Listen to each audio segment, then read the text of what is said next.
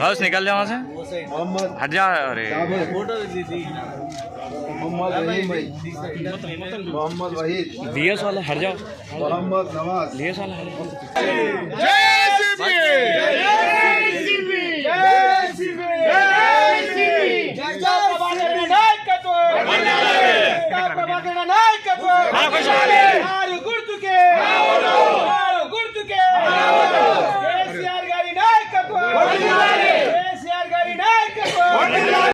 प्रभाकर साहब, मैं ज़्यादा तफसील में गए बगैर यही कहूँगा कि सदाशिवपेट के 26 वार्ड्स में ये 26 नंबर वार्ड है।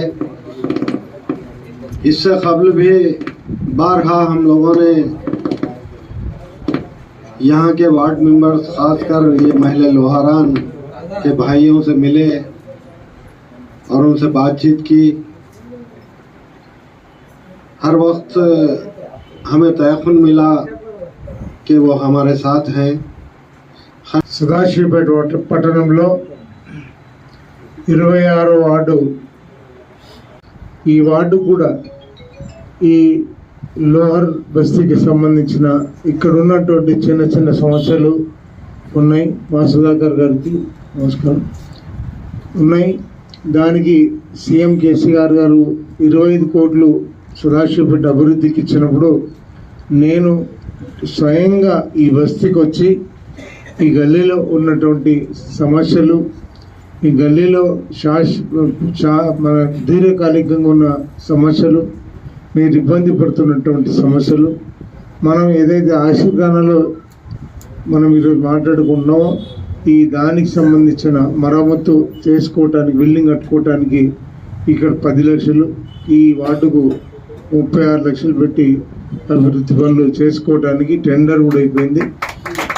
టెండర్లో మరి మనకు ఎలక్షన్ కోడ్ వచ్చిన తర్వాత నాట్ స్టార్టెడ్ వర్కులు ఏవి కూడా చేయకూడదు కాబట్టి డిసెంబర్ 3 వరకు మనం పనులు చేసుకోవటానికి వీల్లేదు.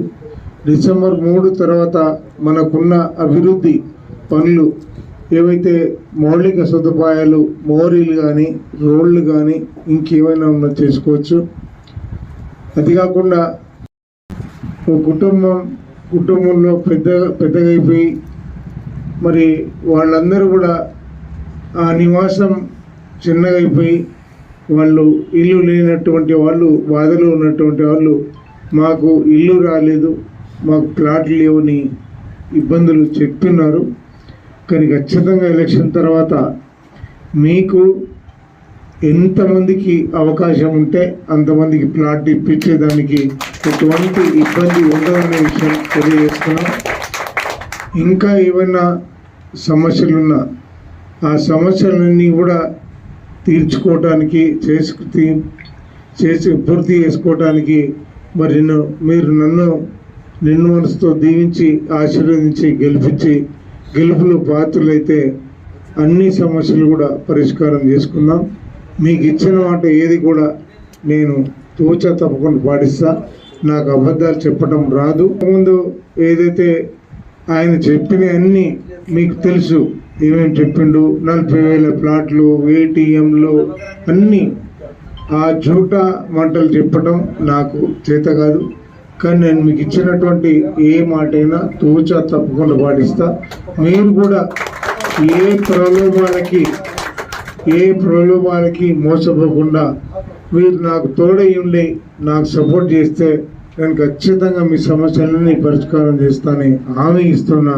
మీరు నిన్ను వరుస దీవించండి అని కోరుతున్నా. మరి మీరు నా గెలుపులో పాత్రలు కావాలని కోరుతున్నా. మీరు అందరూ తోడై ఉంటే మన గెలుపెట్టి పరిస్థితుల్లో సాధ్యమవుతుంది. మరి మీరందరూ ఈరోజు జాయిన్ అవుతున్న మీకు హృదయపూర్వకంగా స్వాగతం తెలుస్తూ మరోసారి మీ అందరికీ నమస్కారం చెప్తూ సెలవు తీసుకున్నాను.